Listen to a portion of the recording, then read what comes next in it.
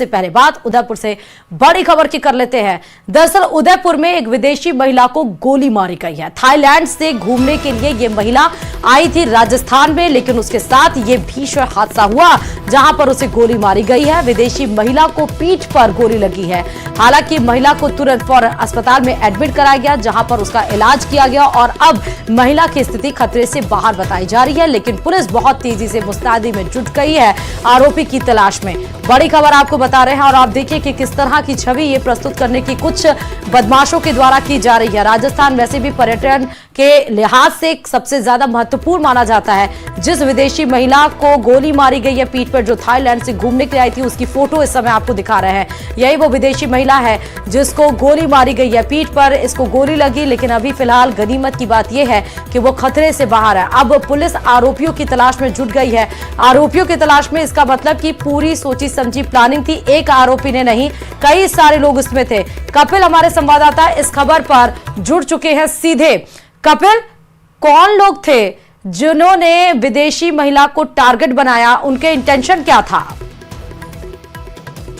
तो हम कपिल से कनेक्ट करेंगे फिर से, लेकिन आपको बड़ी खबर इस समय उदयपुर से बता रहा हूं। इस वक्त की सबसे बड़ी खबर आप मान लीजिए, क्योंकि विदेशी महिला को गोली मारी गई है। एक बड़ा सवाल, एक छवि का सवाल यहां पर आ जाता है, देश की छवि का, उस राज्य की छवि का, कि ये फिर आ जाता है कि अगर कोई विदेश से आ रहा है आपके देश को घूमने के लिए और उसके साथ इस तरह की घटना को अंजाम दिया जाता है। ये गोली मारने की, इसके पहले भी कई सारे ऐसे, राजस्थान में जयपुर से वो घटना हमने आपको बताई थी जब विदेशी महिला पर्यटक के साथ छेड़छाड़ की गई थी, और एक बार थाईलैंड से घूमने आई महिला को गोली मारी गई है। कपिल हमसे कनेक्ट हो चुके हैं इस खबर पर। कपिल, क्या है पूरी जानकारी इस खबर को लेकर?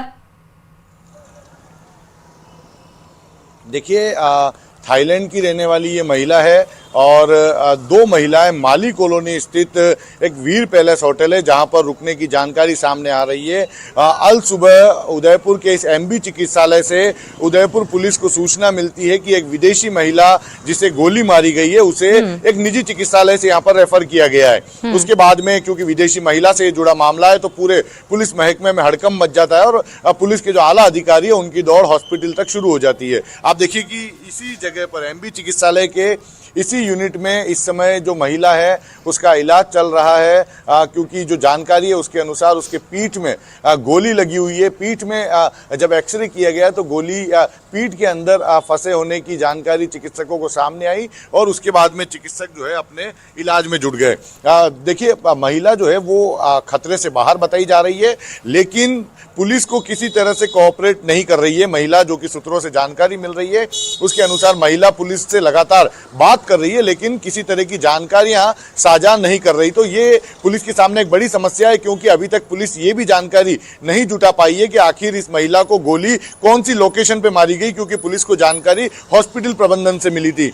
जो सूत्रों से जानकारी मिल रही, क्योंकि जिस निजी चिकित्सालय में सबसे पहले इस विदेशी महिला को ले जाया गया था वो निजी चिकित्सालय सुखेर इलाके में स्थित है, तो ऐसे में ये संभावना मानी जा रही है कि संभवतः रात को ये महिला सुखेर इलाके में रही होगी, और क्योंकि जिस जगह पर घटना होती है सबसे पहले उसके आसपास के हॉस्पिटल में जो घायल महिला होती है उसे ले जाने का प्रयास जो है वो रहता है। तो ऐसे में ये माना जा रहा है कि इस महिला का मूवमेंट संभवतः सुखेर इलाके में रहा होगा और यही वजह है कि उसे सबसे पहले पास के एक निजी चिकित्सालय ले जाया गया, जहां से उसे सरकारी चिकित्सालय, जो कि उदयपुर संभाग का सबसे बड़ा एमबी हॉस्पिटल है, यहां पर रेफर कर दिया। हालांकि मामला विदेशी महिला से है तो पुलिस किसी तरह की कोताही इसमें नहीं बरत रही और टीमें बना दी गई है। भले ही महिला का कोऑपरेशन नहीं मिल रहा हो, लेकिन इसके साथ जो दूसरी महिला थी, कपिल, दो सवाल है।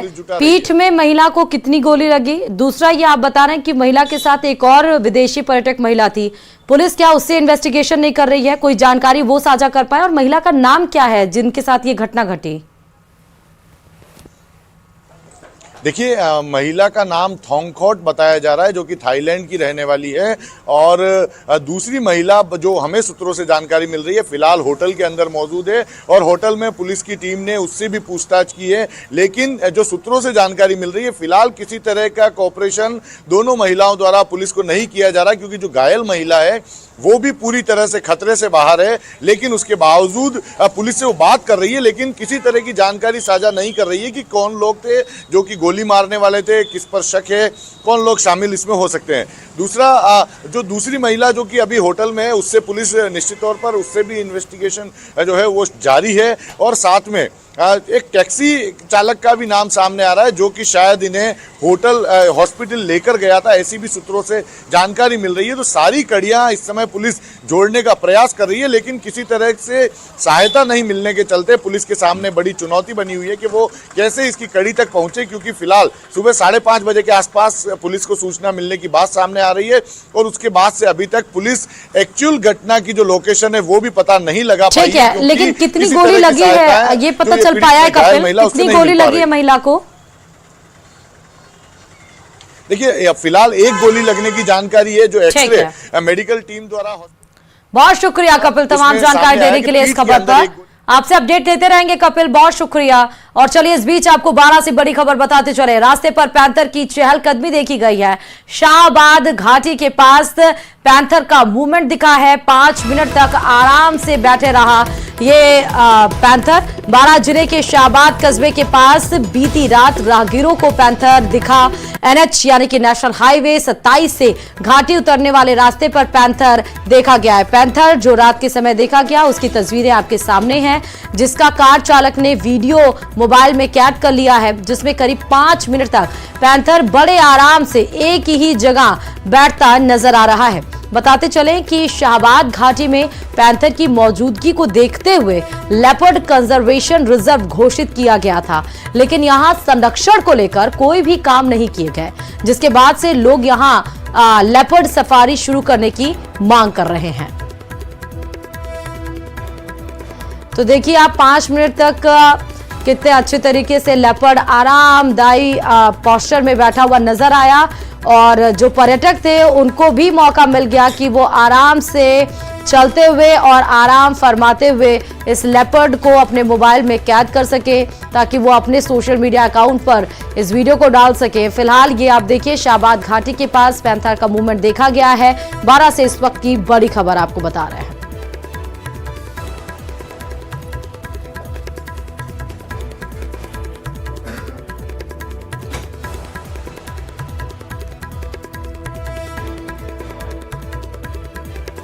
और इधर अजमेर के अरावली नाग पहाड़ से सटे कोडड़ा बैरवा बस्ती इलाके में पैंथर होने की अफवाह से लोगों में डर का माहौल बन गया है।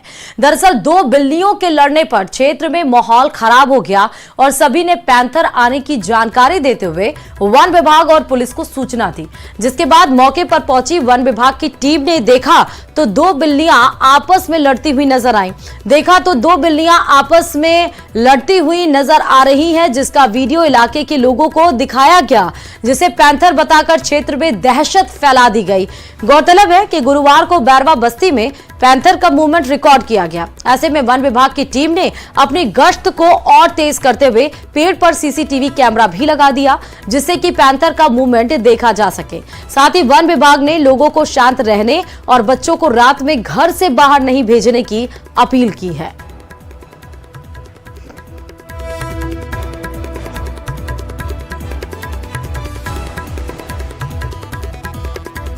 और चलिए अब आपको बात बताते हैं श्रीगंगानगर से बड़ी खबर की, क्योंकि अनूपगढ़ में बादल का मौसम का मिजाज बदल गया है। ग्रामीण क्षेत्रों में घना कोहरा देखा गया है। इलाके में पहली बार इस तरह का कोहरा देखा जा रहा है। श्रीगंगानगर में सुबह से ही कोहरा बना हुआ है। तस्वीरें आपको दिखा रहे हैं अनूपगढ़ में किस तरह से मौसम का मिजाज बदला और सुनहरी धूप खिले हुए दिन के साथ जब सुबह की लोगों की नींद टूटी तो देखा गया कि चारों तरफ सिर्फ ओस ही ओस, सिर्फ कोहरा ही कोहरा छाया हुआ है। घना कोहरा छाया हुआ है सुबह से ही अनूपगढ़ में। आप ये सीधे तस्वीरें देख रहे हैं। अब ये 2 बात हो सकती है, क्योंकि सर्द का मौसम शुरू हो रहा है, ठंड आ रही है, या तो वो होगा, लेकिन ये सिर्फ स्पेशली श्रीगंगानगर के अनूपगढ़ में तो नहीं हो सकता। आसपास के जिलों को भी ठंड या कोहरा ढकेगा, लेकिन सिर्फ अनूपगढ़ में होने का मतलब यहाँ पर यह है कि एयर क्वालिटी इंडेक्स यानी कि हवा वहां की ज्यादा प्रदूषित हो गई है, जिसकी वजह से वहां कोहरा बना हुआ जो आपको दिखाई पड़ रहा है, दरअसल वो ओस का कोहरा, ओस की चादर नहीं है, जबकि वो धुएं की चादर हो सकती है। बहुत बढ़िया है वैसे। साहब खूब कोहरा है और सरसों की फसल के लिए तो ये बहुत ही बढ़िया चीज़ है। इससे क्या फसलें बढ़िया चलेंगी और किसानों के लिए भी और फसलों के लिए सबके लिए बढ़िया है।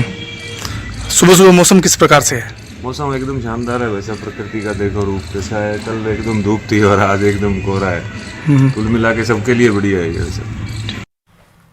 और चलिए बड़ी खबर आपको बताते चले, अनीता चौधरी की निर्मम हत्या के मामले में पुलिस को बड़ी सफलता हाथ लगी है। मुख्य अभियुक्त गुलामुद्दीन को पुलिस मुंबई से जोधपुर लेकर आई है और अनीता चौधरी हत्याकांड में जो मुख्य आरोपी है वो आखिरकार पुलिस के हाथों लग ही गया है।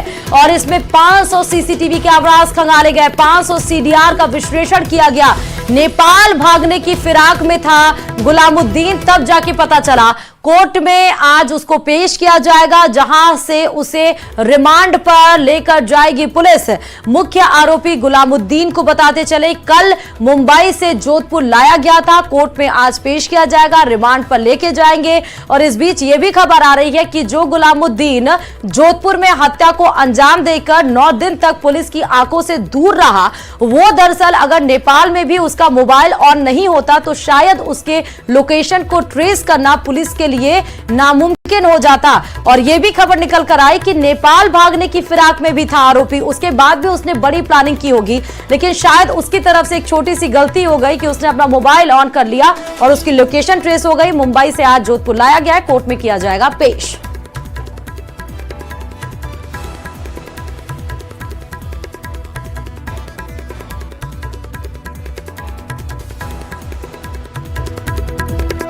तारीख की रात को एक हत्या की सूचना हमें मिली थी, जिसमें हमें पता चला कि अनीता देवी नामक महिला की हत्या की गई है काफ़ी निर्मम तरीके से। जैसे ही प्रकरण दर्ज हुआ उसके बाद विशेष टीमें गठित की गई।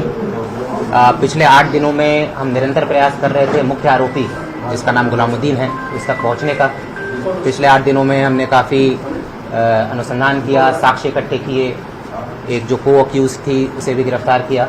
और पिछले 8 दिनों से हमारी टीम मुख्य आरोपी के पीछे निरंतर लगी हुई है।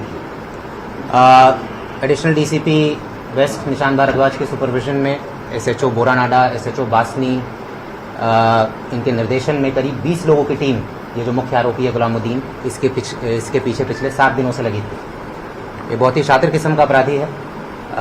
ये यहाँ से पहले गुजरात गया, वहाँ से फिर महाराष्ट्र गया, निरंतर हमारी टीम इसके पीछे लगी हुई थी।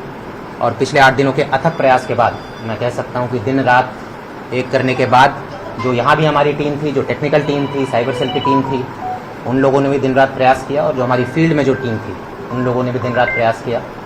और इस अथक प्रयास के बाद फाइनली हम जो मुख्य आरोपी है इसको हमने दस्तयाब कर लिया है। अब इससे पूछताछ किया जाएगा और किस तरीके से घटना हुई, क्या हुआ, ये सारी चीज़ों का खुलासा अगले कुछ दिनों में होगा।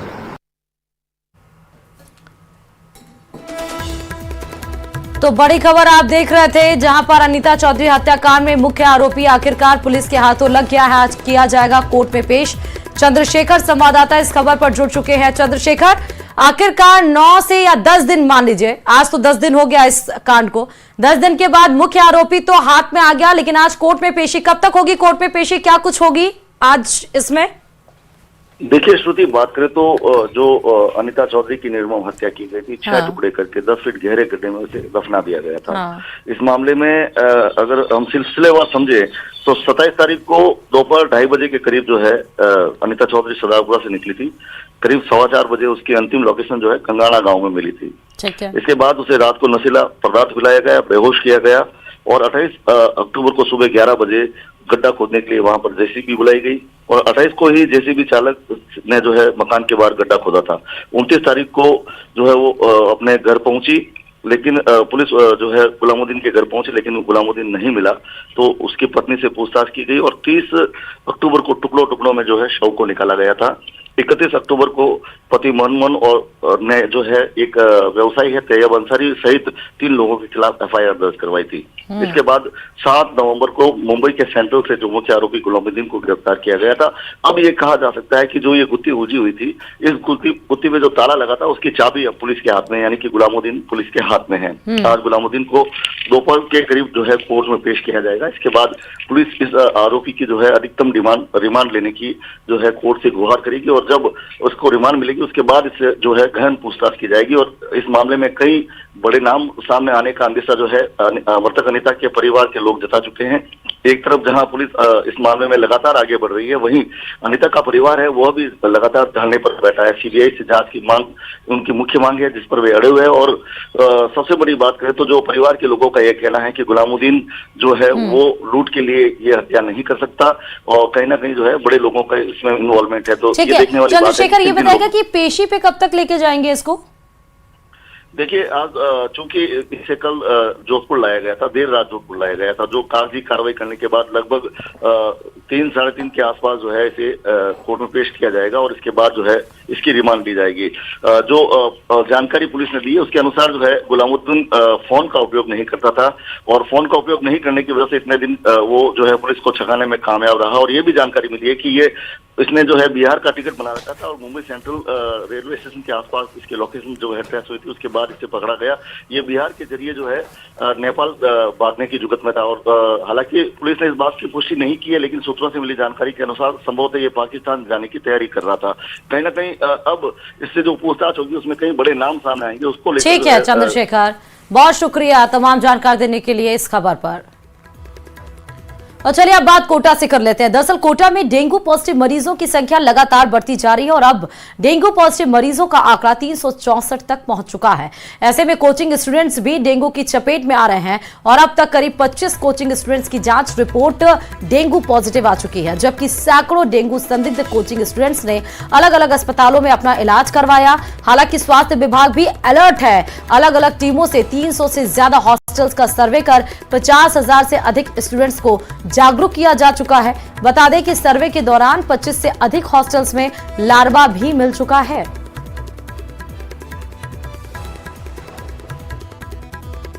कोचिंग नगरी में चिकित्सा विभाग द्वारा लगातार सर्वे व लार्वा एक्टिविटीज के बाद भी डेंगू पॉजिटिव मरीजों के आंकड़ों में लगातार इजाफा हो रहा है। सर्दी की दस्तक के बाद भी शहर सहित ग्रामीण अंचल के इलाकों में डेंगू पॉजिटिव मरीजों का आंकड़ा लगातार बढ़ता जा रहा है। कोचिंग सिटी में 2 दर्जन से अधिक कोचिंग स्टूडेंट भी डेंगू की चपेट में आ चुके हैं, जबकि दर्जनों कोचिंग स्टूडेंट डेंगू संदिग्ध होने के चलते अलग अलग अस्पतालों में अपना इलाज करवा चुके हैं। शहर सहित ग्रामीण अंचल के इलाकों में लगातार सर्वे व लार्वा एक्टिविटीज़ के बाद भी तमाम प्रयासों के बावजूद भी कोटा में डेंगू पॉजिटिव मरीजों के आंकड़ों में गिरावट नहीं आ रही है। हालांकि चिकित्सा विभाग लगातार सर्वे कर न केवल लार्वा एक्टिविटीज कर रही है, बल्कि नोटिस थमाकर लोगों को डेंगू की रोकथाम के लिए जागरूक भी कर रही है। लेकिन फिलहाल डेंगू पॉजिटिव मरीजों के आंकड़ों में लगातार बढ़ोतरी देखी जा रही है। कोटा से न्यूज 18 राजस्थान के लिए ओम प्रकाश मारू। और चलिए अब बात उपचुनाव के संग्राम की कर लेते हैं, क्योंकि मात्र कुछ दिन ही अवशेष रह गए हैं 13 नवंबर में, और 13 नवंबर को 7 सीटों पर होने वाला है विधानसभा की 7 सीटों पर उपचुनाव, जिसमें आज मुख्यमंत्री भजनलाल शर्मा आपको तूफानी चुनाव प्रचार प्रसार करते हुए नजर आएंगे। आज नागौर के खिमसर में सीएम जनसभा को संबोधित करेंगे। त्रिकोणीय मुकाबला खिमसर है, हनुमान बेनीवाल का गढ़ माना जाता है, और ये सीट खाली हुई थी। आपको बता दें कि यहां पर बीजेपी, आरएलपी और कांग्रेस के बीच में त्रिकोणीय मुकाबला जबरदस्त बताया जा रहा है। इसीलिए नागौर के बागडोर को संभालने के लिए, जनसभा को संबोधित करने के लिए और वहां पर चुनावी मंत्र और भरने के लिए खुद खिमसर में मुख्यमंत्री भजनलाल शर्मा नजर आएंगे। कुचेरा में चुनावी जनसभा आयोजित हो रही है, जिसमें सम्मिलित होंगे मुख्यमंत्री भजनलाल शर्मा। वहीं बीजेपी प्रत्याशी रेवंत राम डांगा को इस बार खिमसर से प्रत्याशी के रूप में चुनावी मैदान में उतारा गया है, जिनके समर्थन में ये जनसभा आयोजित की गई है।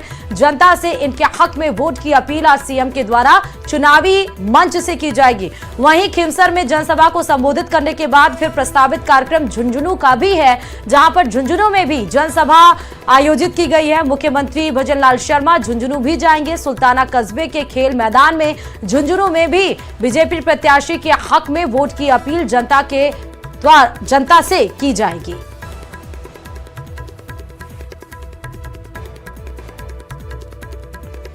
प्रदेश की 7 सीटों पर होने वाले उपचुनाव में दौसा विधानसभा सीट हॉट सीट बनी हुई है। इस सीट पर एक ओर बीजेपी से किरोड़ी लाल मीणा के भाई जगमोहन मीणा है, तो वहीं दूसरी ओर कांग्रेस के डीसी बैरवा मैदान में है। लेकिन निर्दलीय प्रत्याशी विप्र गोयल ने चुनाव को और भी ज्यादा रोचक बना दिया है। दिन रात गांव-गांव जाकर अपने लिए वोट मांग रहे हैं। अपने भाषणों से दौसा को जल, ऊर्जा और रोजगार के क्षेत्र में आत्मनिर्भर करने का भरोसा दे रहे हैं। विधायक बनने के बाद 12 महीने पानी और बिजली देने का दावा भी कर रहे हैं। दौसा को दुबई बनाने की बात भी कर रहे हैं विप्र। ऐसे में दौसा की जनता के विप्र गोयल की बातों पर कितना भरोसा करती है, ये तो आने वाला समय बताएगा। लेकिन आईआईटी करने के बाद एक युवा के चुनावी मैदान में आने से दौसा के दंगल में रोचक जरूर पैदा हो गई है।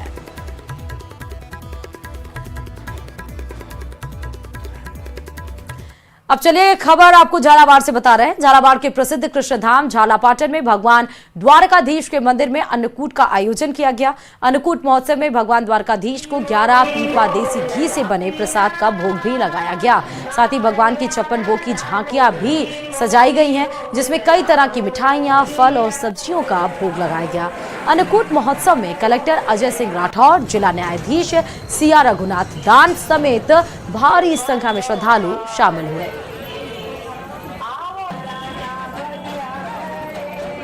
तो भगवान द्वारकाधीश को आप देखिए कितने भव्य तरीके से सजाया गया है। अन्नकूट का ये कार्यक्रम है। 11 पीपा देसी घी का जलाया गया, 56 प्रकार के भोग लगाए गए और वहीं कलेक्टर के साथ ही जो श्रद्धालुओं का हुजूम है वो उमड़ा हुआ नजर आया।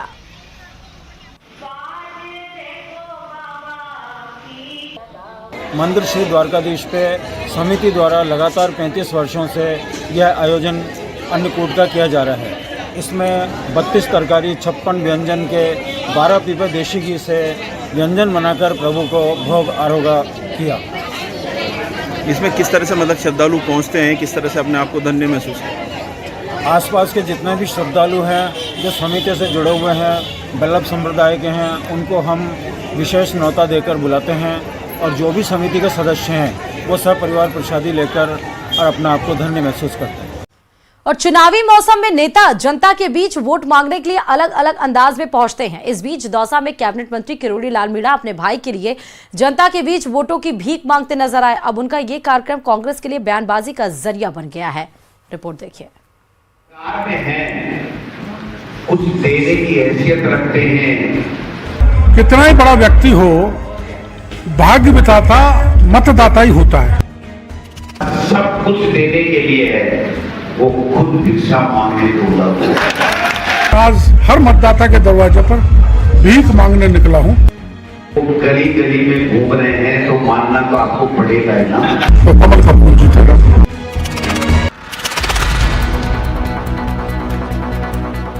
चुनावी मौसम में नेताओं की ऐसी बयानबाजी लाजमी है, लेकिन दौसा में कैबिनेट मंत्री डॉक्टर किरोड़ी लाल मीणा का ये अंदाज बिल्कुल अनोखा है।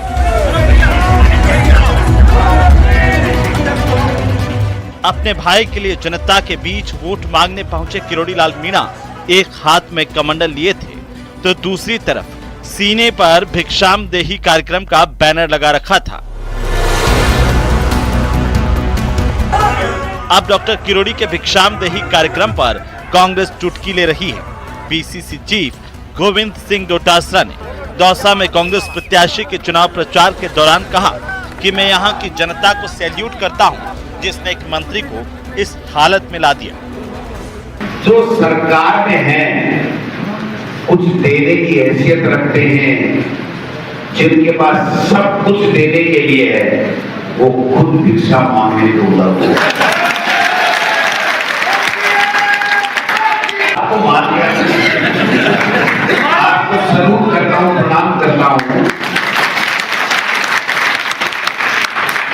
अब तो मंत्री हैं, पूरे प्रदेश में 700 सीटों में जाने चाहिए, वो गली गली में घूम रहे हैं तो मानना तो आपको पड़ेगा ही ना। डॉक्टर किरोड़ीलाल मीणा पर चुटकी लेने वाले गोविंद सिंह डोटासरा ने सभी 7 सीटों पर जीत का दावा किया है। मुरारीलाल मीणा की तारीफ करते हुए डोटासरा ने कहा कि वे चाहते तो अपने परिवार के लिए टिकट मांग सकते थे, लेकिन उन्होंने पार्टी कार्यकर्ता को टिकट दिलवाया। ये चुनाव डीसी बैरवा नहीं लड़ रहा है, ये चुनाव मुरारीलाल मीणा आपका एमपी, आपका नेता चुनाव। गौरतलब है कि दौसा में कांग्रेस के दीनदयाल बैरवा का मुकाबला बीजेपी के जगमोहन मीणा से होगा और जगमोहन मीणा कैबिनेट मंत्री डॉक्टर किरोड़ीलाल मीणा के भाई हैं। ऐसे में वे अपने भाई की जीत के लिए दौसा में जमकर पसीना बहा रहे हैं, जनता से अलग अंदाज में वोट मांग रहे हैं। Bureau report, news 18 Rajasthan.